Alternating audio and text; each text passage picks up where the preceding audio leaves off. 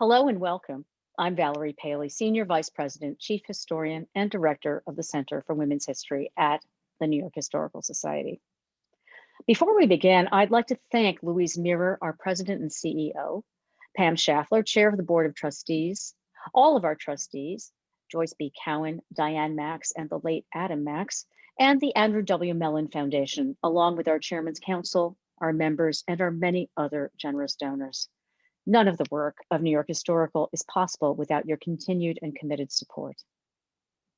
As many of you know, we launched the Center for Women's History in early 2017. It is the first initiative of its kind in the nation within the walls of a major museum. Now, even during this challenging time of the COVID-19 pandemic, we've remained committed to exploring the lives and legacies of women who have shaped and continue to shape the American experience. Which brings me to today's conversation. I am delighted and honored to introduce tonight's panel, The Journey of Chinese Food in America. Heather Ruth Lee is an assistant professor of history at NYU Shanghai. As a scholar and educator, she wrestles with the importance of legal immigration status, the bright line separating citizens from both documented and undocumented migrants, to the history of race and ethnicity in the United States. Her first book, for which she held a fellowship in New York Historical's Patricia D. Klingenstein Library, is The Business of Becoming Citizens: Chinese Immigrants, Cuisine, and Restaurants from Exclusion to Inclusion in the United States, 1870 to 1943. It tells the story of Chinese restaurants against the backdrop of intense racial discrimination and civic exclusion. Alongside the book, Professor Lee has been working on the Chinese Restaurant Database Project, an original data source on historical Chinese business operations, migration strategies, and demographic information. Her research has been featured in NPR's All Things Considered, The Salt, The Atlantic, Chicago Tribune, Gastropod, a podcast on food science and history. Professor Lee has advised and curated exhibitions at the New York Historical Society, the National Museum of American History, and the Museum of Chinese America, and elsewhere.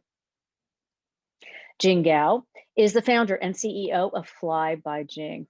She is a chef, entrepreneur, and renowned expert on Chinese cuisine on a mission to bring uncensored Chinese flavors to the table. She was born in Chengdu, but grew up everywhere and uses her experience as a trained chef to share meaningful flavors that open people up to new ideas and conversations. She was the founder of an award-winning modern Chinese fast casual restaurant in Shanghai, and her work has been featured in the New York Times, BBC, CNN, the Wall Street Journal, Fast Company, Fortune, and more. And finally, our moderator, Dana Cowin, is an evangelist for good food and good people, coach for creatives, host of the podcast Speaking Broadly, and creator of Giving Broadly, a website to highlight products by women entrepreneurs that make our lives more delicious. She's also the former longtime editor-in-chief of Food and Wine. A sought-after speaker, Cowin has been a judge on Bravo's Top Chef, a presenter at TEDx Manhattan, a motivational speaker for brands like Bacardi, lecturer at the Food and Wine Classic, and multiple other food festivals and other events. A noted author, Cowin in 2014 published Mastering My Mistakes in the Kitchen, Learning to Cook with 65 Great Chefs and over 100 Delicious Recipes, which garnered a spot on many best of fall lists. Welcome, Heather, Jing, and Dana. Thank you, Valerie. I really appreciate that. I'm so grateful to you and to the New York Historical Society for hosting this panel, and to Heather and Jing for joining me from different time zones. I'm in New York City, Heather is in Shanghai, and Jing is in Los Angeles. So welcome, guys. I'm so happy that you're joining me.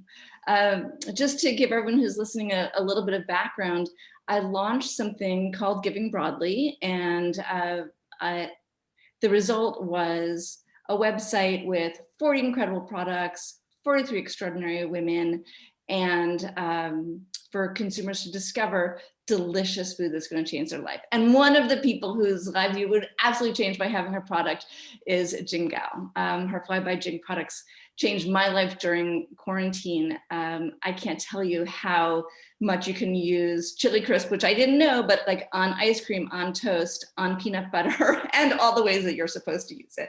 And so when I was talking to Valerie about how I could bring Giving Broadly to life, she introduced me to Heather, who's such an extraordinary historian. And I want to be an eavesdropper on the conversation between these amazing women. So welcome and thank you. So, you know, when we began thinking about this conversation, the context was slightly different. I'm really excited to talk to you about food, but as the rise in anti-Asian hate crimes have increased, I would be remiss to not set that as the backdrop for the conversation, because Heather, you've seen it historically, and I'm really interested in your historical perspective, and I'd love to see use food as the lens to understand racism, opportunity, America, and culture, which sounds really dense, and I think it's incredibly interesting. And there's also food, there's also dumplings, and you know, it's the other side of things as well. So I would love to just talk to you first about what, Heather, what motivated you to research and teach on migration between Asia and North America, obviously from a historical perspective to the present? Yeah, I think this was a story that I think my father came to the United States as an immigrant, as a graduate student in the 70s. And one of the things that sort of really struck me as I was beginning my intellectual journey of finding my voice as a historian was that we have this myth of Asian Americans being successful, and I don't want to undercut that, but for a certain generation of them, especially those who were graduating and trying to find a place in the workforce in the 1950s, it didn't really matter what their educational qualifications were. Oftentimes the only jobs left open to them were those in food service. And this was actually the story partially of my father as well. In graduate school, the only sort of side job that he could find was working in a Chinese restaurant. And I heard this story over and over in the archive from the people I interviewed. And this sort of sparked my interest in how is it that highly qualified people with a lot to offer, become sort of trapped by economic opportunities in both the United States and Canada to the food industry. And it's not that people don't find great opportunities to sort of begin a cultural dialogue, as you mentioned, Dana, through food, but it's that I wanted to sort of understand the history of that baggage. How is it that food becomes a very viable avenue and other doors become closed? So I think my interest in this topic stems from both my observation, my understanding of my father's journey, what I was seeing in the archive, and what I saw sort of repeated in other people's journeys when they came to the United States for opportunity. So I think this is probably something personal for many people as well, how we come to sort of a racial consciousness of what is allowed in a certain environment and how we make use of that environment. And I'm happy to go through other parts of the longer history, but I think that maybe this isn't the best space for a history lesson, but I think that there are many sort of moments in which food has created an opening for understanding, but it's a narrow opening. And I think that's maybe one piece that I want us to focus on, is that food is a genuine space of intercultural sharing, intercultural understanding, but we also have to understand the limitations of that. What opportunities that leaves behind for people who are trapped in that space. That's really interesting. I think that so that's, I guess, the thesis of the work you've built on sort of year after year, and now you're teaching in Shanghai at NYU. And what are you teaching? Is there a class topic? Yeah. So I teach a variety of courses. I teach a history of Chinese migration globally, starting in the late 16th century. I teach a course on Asia Pacific, US, Asia relations. I teach a course on Asian American history. I teach a course on food. I teach a course on New York urban history.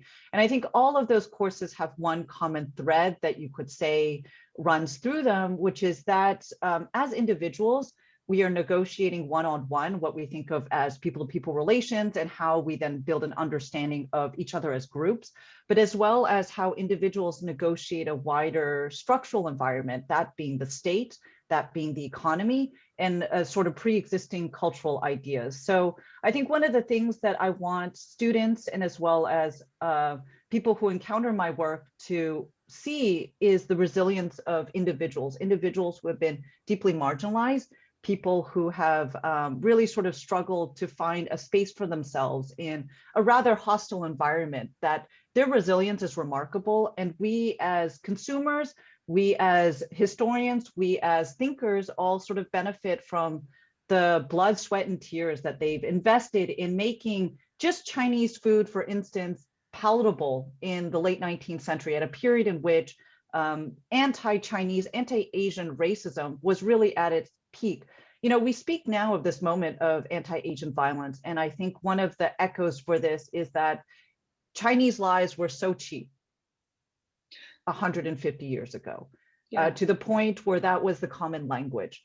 Their lives were expendable, and despite this sort of physical violence that they experienced on an everyday, constant basis, they made an effort to find a space of negotiation. And one of the most viable ones in which Americans, white Americans in particular, started changing their attitudes towards Asians and Chinese people was through food. And they did this through what I call gastrodiplomacy. They said, you know, listen, you see me as competition, you see me as disease, you see me as racial pollution, but I'm not all those things. I'm respectable. I can have a family. I'm not here to take anything from you. I'm really here to give what I can. And one of the things I can teach you about is food. And there was a remarkable Shanghaiese, by way of Shanghai, writer in the late 19th century, a man named Wang Qinfu, who was based in New York and in the 1880s was taking journalists out to Chinatown to teach them what it was like to have a formal Chinese banquet. And his effort was really what I call gastrodiplomacy, was to say, you know, you think we eat rats, cats, and dogs in our cuisine, but that's absurd. So I think I'd love to get to the food later, because I'm so interested in what was being cooked at that time. And I'd also like to get to the notion of cheap, you know, which is really cheap labor, cheap food, which is critical also to this conversation. But first, I'd love to hear, Jing, what motivated you to start Fly By Jing? Yeah, it was an extremely personal motivation. I was born in Chengdu, but I grew up moving around a lot in the West. And every year of my life, I moved to a different country across Europe and then eventually in Canada. So I've actually never lived in the US until very recently. But in my 20s, you know, I found myself, after graduating from college in Canada, I found myself in China on an exchange semester with my university. And that led to me actually moving there with a job, which at the time was in tech.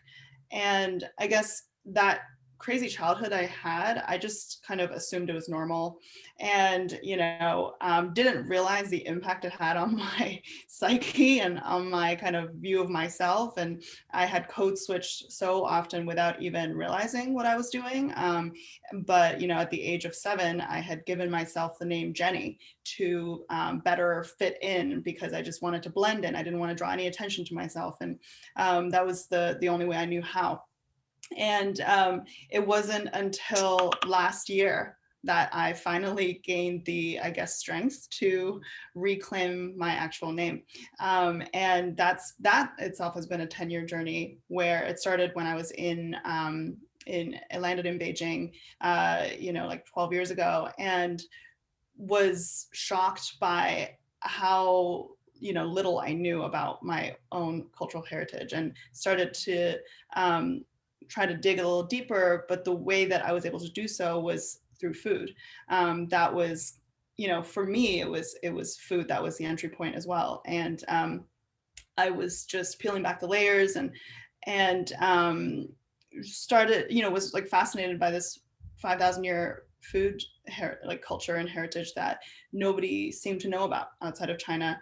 Even within China, there was not a lot of preservation of that or awareness. And so I think I just started by learning myself, and then wanting to share it with others like me who might be interested. And it was a way also for me to connect with my family. We had my extended family in China. I'm an only child. I had gotten so distant from my grandparents, my cousins, and that was a common language we could speak as well. So it started as a very personal quest to reconnect with myself. And that led me to opening my restaurant in Shanghai. It led me to go to Chengdu and study with one of the greatest living chefs in China. Who is that? Yu Bo. He's a famous Sichuan chef. It's like between LA and Sichuan now. And and just really was trying to figure out what was my contribution going to be to Sichuan food, to Chinese food, because I wasn't interested in just, recreating or, like faithfully recreating something, but rather, for me, the only thing that felt honest was something that reflected my own experience, having been born in Chengdu, but grew up, so many different places, and having the influences that I had, and also wanting to create something for the way that we live and eat today. And I, all this time, I was, because of my work in food media, so I should mention, I started blogging about food. I started writing for publications in the West. And so because of my just, awareness of what was happening in food media in the US in particular, I knew that, first of all, US media does dictate a lot of global culture and the way that we view people and cultures and things. But I, was, I don't think I fully understood. And I learned from, reading like Heather's work, for example, but I was aware that there was a lot of false narratives that existed about Chinese cuisine. And so it became, really important to me to try to eradicate some of that, because what I saw on the ground was so dynamic that, it was almost boundless in the way that it was still evolving and constantly, innovating. Whereas in the West, there also seemed to be kind of a preoccupation with trying to keep Chinese food as it is, or in kind of a moment in time. And, terms like authenticity and, these kind of things that serve to kind of box the cuisine in. And what I saw on the ground though in Chengdu, with these new school kind of, restaurants run by young people, there were no rules. Sichuan cuisine is such a resilient cuisine because over centuries it has adapted and evolved with trade, with chili peppers coming in only like a couple hundred years ago, and it was such a dynamic thing and full of life. And I knew that without evolution, a food culture will eventually die, right? And so those were questions in my mind, like what is my contribution going to be, and also wanting to shift kind of, perspectives in the West about Chinese food. And so eventually that took the form of me, I started actually by cooking, and I was, cooking kind of my take on modern Sichuan flavors that were really like me, rooted in tradition, because I was sourcing these ingredients that I had spent years, developing those relationships. And from my training with, that chef, I knew and I understood the importance of ingredients to what you cook, because different grades of ingredients, different types, will render completely different results. And it was, some of the ingredients that I was using for my dinners, these were extremely rare, even within China, because it's a huge country. Things are, really high quality things are really high in demand. Most of them have never made their way to the West because there was no demand, because there was no awareness of these products, but also on top of that, there was active prejudice against the products, right? So if people are being told, if producers are being told that consumers are not willing to pay more than like $2 for something, there's no incentive to put anything of quality into it. So when I was cooking my dinners, I was doing these pop-ups in cities all over the world. I had to carry suitcases of ingredients with me, and people were, and I got instant feedback from them as well when I was cooking for them. It was like hundreds, if not thousands of people just, instantly light up, because great flavor is universal, but they had never heard of these ingredients, didn't know about, flavor profiles, didn't know much about Sichuan cuisine. And so that was kind of the realization that there was a gap to potentially fill. And initially, I think when we first launched about 2 years ago as this branded, sauce company, my MO at the time was really just to change people's minds and have them, our packaging was really bright and unconventional, and the point there was really just to stop people in their tracks and have them wonder why they expected Chinese food to look differently. I think over time though, our brand and our values and kind of what we're here to do has shifted a little. I think it's gone from, in the beginning, it was very it was almost like coming from the defensive. I felt like I was constantly defending my right to exist and for this brand to exist, because everybody was telling me no one's going to accept this, it's too expensive, Chinese food should be cheap, or, Chinese food is too niche, there's no market.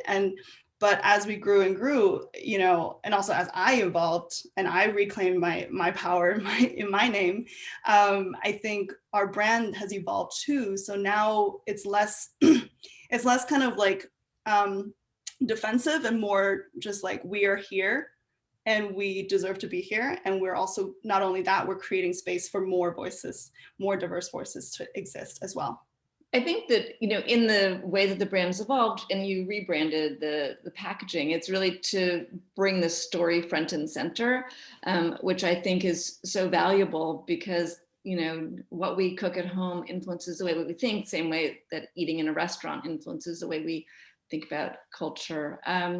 Heather, I was curious, when the Chinese came to America and were cooking in America and cooking in restaurants, I was curious what Jing brings up about this notion of authenticity and quality, and what were people able to make, back in, you go back to 1852-ish, in the research, I guess. I'm curious, and who was eating at the restaurants, and what was their thinking? Yeah, I really want to first say thank you to Jing for the way you formulated authenticity, the way it's sort of talked about as a terminal end. I thought that was such a beautiful phrasing, because in many ways it encapsulates sort of the struggle to speak, right? The struggle to live, the struggle to be in the moment.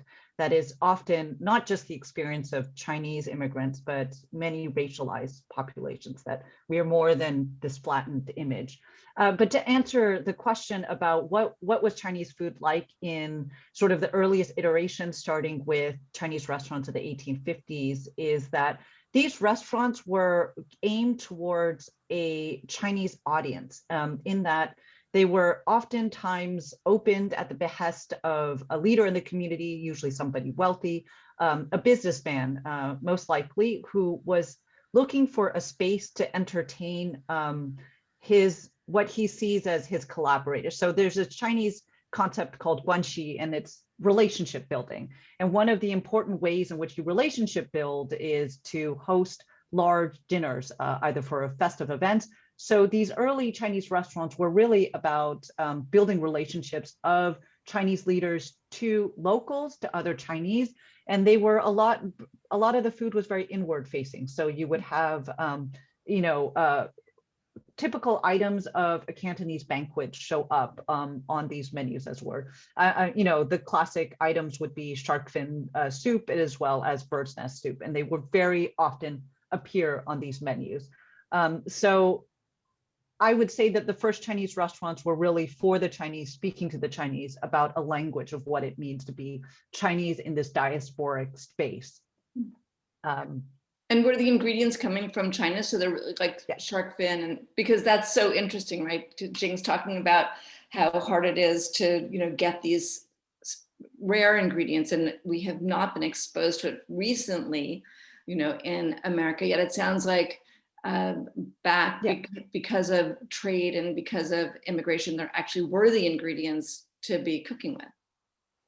Yeah, I would say that they existed, but they were very rare and hard to get. So some of the first immigrants were these international traders. So they would be, they came to California out of an interest actually to sell to the American market. So they were, and as well as to bring American products to China via Hong Kong. So these were very adept businessmen. They had very robust international relationships with traders and ships going across the Pacific. They were really building those connections for the United States to China. Of course, these sort of networks spread eastward as their networks grew as well. But they were still very expensive. So there's these great archaeological studies that sort of indicate that the kind of trickle down effect of these migrant networks is that ordinary Chinese immigrants, so people who were working for wages, were able to eat imported goods, imported preserved vegetables, as well as dried fishes that came from all around the Pacific through these networks. It's not clear how much they eat of it, but it's important to note that they were able to afford these things very far away from where they were sourced.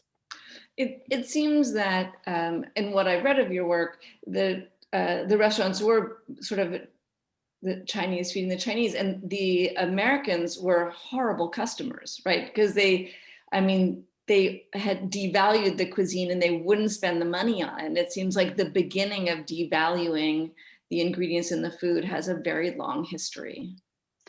Yeah, and I think this gets to what Jing has mentioned as this struggle to create space for Chinese food that is high quality and for consumers to enter a conversation with this assumption that products are high quality and I'm willing to pay a premium price for that.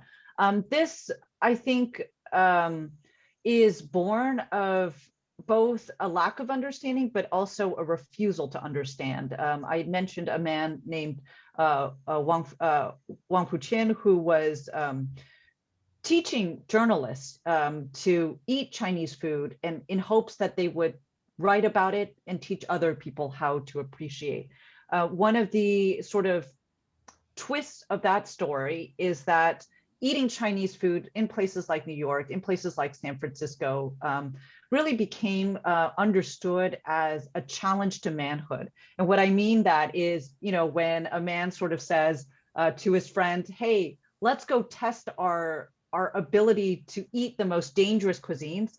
Sounds kind of familiar, right, today. Let's go test one another to eat the most dangerous cuisines by going to Chinatown and eating a dinner of rats. So that was sort of the joke that it became of this effort to broker understanding. And so I see sort of the beginnings of adventurous eating, this hyper-masculine language of using food to prove themselves as being born of this moment of an effort to bridge cultural understanding. So we still have a lot of, I think, baggage that is connected to that moment. The cheapness of Chinese food and where the assumption that Chinese food should be cheap to customers comes out of a slightly later moment. So there was a visit by a really important Chinese official, the highest Chinese official to come and visit the United States. It's a man named Li Hongzhang in 1896, and his visit creates this myth that chop suey was made by him, it was eaten by him, and it was enjoyed by him.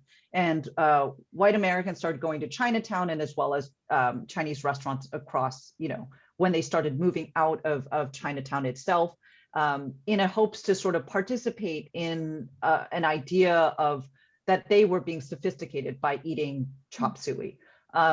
It's a myth. Li Hongzhang never ate chop suey. There's no way that he would have experienced it. But this sort of misunderstanding, both perpetuated by journalists and as well as embraced by Chinese immigrants who are trying to sort of create a market for their goods, gives us this exact tension that Chinese food should be accessible, it should be available, and it should be cheap for us. So, oh, sorry, I just had a question about the chop suey, because I know you've written about chop suey palaces, and like my, I guess I don't know much about the history here, but like chop suey palaces seemed like they were high end. So I guess what was the transition between that, fancy, get dressed up, it's called a palace, to, dirty, cheap Chinese food? Well, I think it goes from dirty, cheap to fancy and modern. I would say that chop suey palaces were not fancy in the sense that it was still affordable. So I'll give you an example. From about 1925 in both Chicago and New York, chop suey palaces sort of emerged in many different places. But it costs about $1.25 to take a date out for a menu for two. So this is really sort of, it's about $25, I guess you could say, for inflation, if you calculate for inflation. So this is really affordable for young men who are looking to impress a woman that he's courting, or any other kinds of romantic situations. And I situate this in romantic situations because this was really, Chinese restaurants become a space for white courtship. It is a place where men could show off how worldly they were. Women have access to experiences that they wouldn't otherwise be able to afford. There was dancing involved, live music. So Chinese food was fancy in the sense that it made people feel like they were really engaging in a wider world that wasn't part of their everyday lives. But it was modern in the sense that Chinese restaurants were really trying to engage what was a common form of pastime for young single white urbanites at that time. So that was music, food, and dancing and performance. All those things were part of the chop suey palaces, and they tended to be very large, physically very large, as a way of saying, we are different from the cheap Chinese restaurants. And they would host hundreds, if some of them occasionally up to the low thousands per night. Fancy in the sense that they were monumental, but not in terms of cost. They tried to be really affordable. This is a history I had never heard. I'm interested to learn about it. Jing, I was wondering, you had so many, or it seems like, I might be wrong, but it seemed like a lot of people saying, no one's going to pay that amount of money, for a Chinese condiment. And there were so many objections, and there was so much reluctance to believe that the ingredients could be, fantastic and high end. But when you actually brought Fly By Jing to market, was there any pushback at all? I mean, the only thing that I've seen is sort of infinite love, and having things on pre-order because the demand is so high. So was there ever a moment that you were worried about the pricing, or people just, just wrong? Yeah, I mean, I think, okay, so we sell our sauces for about $15. It is high if you compare it to a $2 hot sauce, but it's not if you compare it to other $15 hot sauces, of which there are plenty, right? So I think, it is not unreasonable in that sense. And I think it is only a shock when you are comparing it to the only other Chinese sauce on the market, which at the time was just lao gan ma, right? So that you can get in Chinatown for like $1 or $2. Of course, our product is completely different in that, I mean, it's a very personal product to me because it has, you know, the sourcing that goes into it, the craft that goes into it, everything is informed by my experiences. There's like 18 plus ingredients in our sauce that are meticulously sourced. There's no preservatives, there's no artificial artificial flavorings, whereas, you know, a lot of other products rely on the crutch of MSG, for example, right? And so for us, we're using expensive ingredients to layer those umami flavors. So I think, you know, there was the ingredient side and the fact that there's no added, you know, no artificial additives. But I think a lot of it is also kind of bringing it to life through storytelling as well. Like we launched via Kickstarter and we became the highest funded craft food project on Kickstarter. And that was largely due to the way the story was told. You know, I don't think that if we just slapped something on there with $15, they would have, you know, had like, you know, 3,000 people back us. It was the video that I made that really, you know, brought a personal angle to it. It was my story. It was, it brought the sights and smells and sounds of Chengdu alive.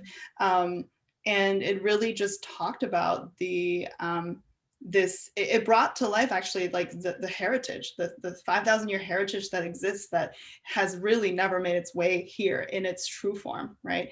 And it was very accessible as well. So I think that, you know, I think at the end of the day, like we all want a story. And this, you know, when this story is real and like palpably real, and you can see it in my story as a founder, and you know, come to life in the product. I think that's the thing that has allowed us to grow so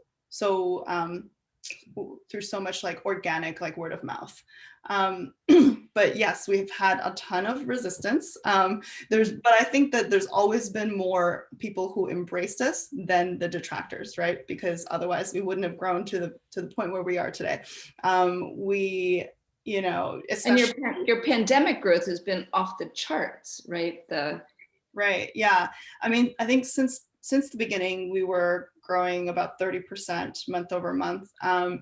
But then a year into it last year, exactly at this time last year, when lockdown, you know, happened, we like just overnight kind of tripled our sales. And then the New York Times, Sam Sifton wrote about us, which, you know, I had no idea that was happening, but you know, he interviewed me and he was like, I might put it in a story. It ended up being multi-page spread in the New York Times Sunday magazine. That was a complete feature on my story and the product. And so that just was insane. And that came at a time where I did have a lot of uncertainty and fear, because you know, we were starting to see more and more racist, you know, comments on our socials, people saying like stuff like, oh, is there bats in this product? Or, you know, I mean, just any kind of they were all very unimaginative, very similar kind of comments. But anyway, they, you know, so I was not sure what was going to happen. Also, trade relations were kind of, you know, wonky, and we didn't know whether our tariffs we were going to be hit by tariffs, and you know, our factory was actually closed for several months. But so when the New York Times did write about us, the amount of support we did receive was really overwhelming, and that's continued. You know, it's so, whereas there was fear before, I think I definitely have the conviction that we're here to stay. And you know, like I said, our tone and our attitude, you know, has shifted. Whereas back then we were coming from the defensive. We had to feel like, you know, we had to come up with a lot of points to answer when someone was like, so what makes your product different from lao gan ma? today we kind of hold up a mirror. It's like, why do you expect that our food should be cheap? Like, what is it about, your frame of reference that makes you believe that? And some of it comes from, Chinese people as well. So it just shows you how deeply ingrained these views are that we have internalized as well as to our worth, right? And yeah. I wanted to pick up on one point because you were talking about the trade and the impact of the government actions on your business. And it made me think of some of Heather's work about how the government, has influenced a lot of what's gone on in with Chinese food in America. And I wanted to know, Heather, you talk about the sort of ironic story of the federal anti-Chinese laws spurring Chinese restaurants industry. I'm just love to hear. We have very little time left, but hear about a little bit about that. Sure, I'll keep it short. So there's a set of laws called the Chinese Exclusion Acts, and it said no more Chinese immigrants starting from 1882. One of the exceptions that it made, because the United States was trying to improve relations, especially trade relations. We also had missionaries in China. One of the exceptions to that rule is that business owners, so what we call merchants, and a set of other smaller categories were allowed to move back and forth between the United States.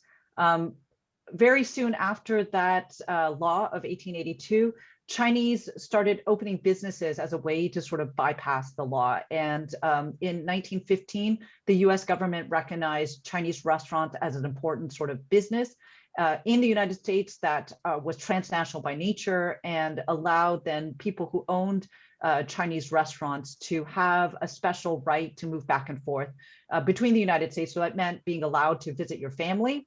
It also meant being allowed to bring relatives, primarily your wife and children, into the United States. And this is gendered because mostly men came to the United States, very few women, another sort of backstory to that. But one of, I think, the surprising sort of revelations for me is that the early 20th century, the spike in the number of restaurants was really driven by a need to move back and forth, a need to stay connected with family. So the law is very much a part of how and why the Chinese became so invested in the restaurant industry, because it became one of the few opportunities to maintain those transnational networks. But I'd really, if I may steal the last few minutes to ask a question to Jing, I have so many questions for you, but one of the things I was really wondering about is how do you see your product, your work, your story as maybe part of a generational conversation? There are, so many, I think people who are identify as Thai American or identify as Filipino American,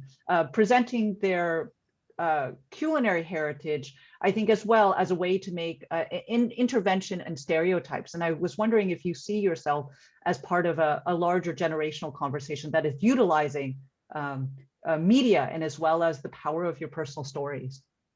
Yeah, absolutely. And that's been a big part of the process of me sharing more of my story, and through our rebrand that we did in November.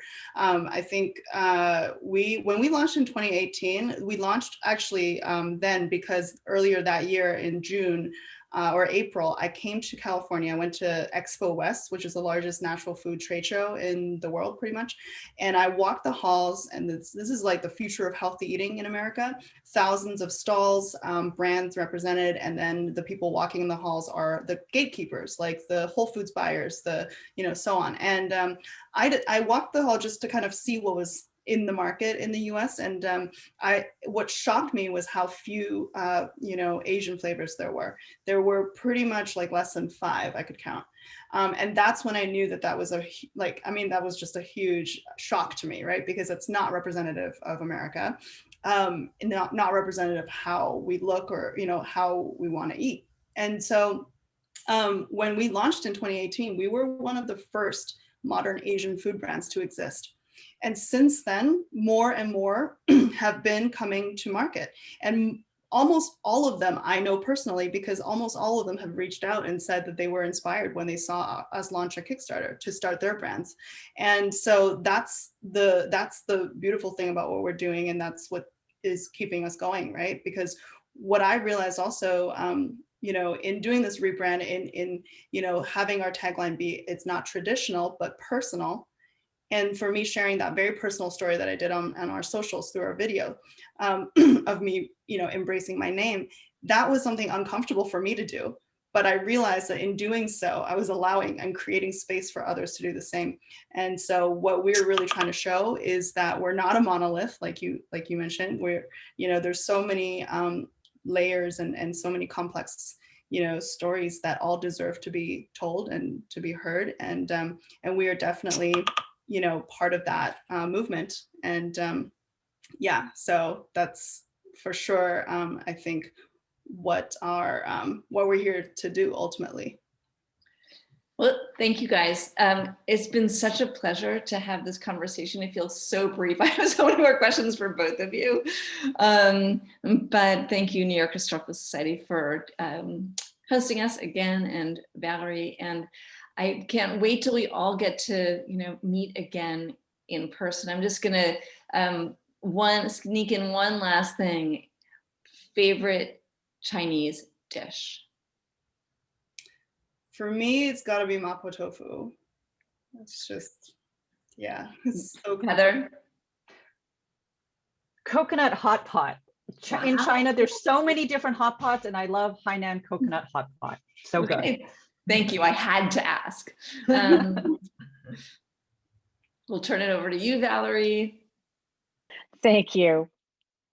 I want to thank Heather Lee, Jing Gao, and Dana Cowin for being with us today. What an extraordinary panel. Please sign up for our mailing list and follow us at nyhistory.org to get the latest on upcoming salons like this one. And finally, we hope to see you on Central Park West in the flesh to view Cover Story, Catherine Graham, CEO, opening May 21st in our Joyce B. Cowan Women's History Gallery. Until then, stay safe and see you soon.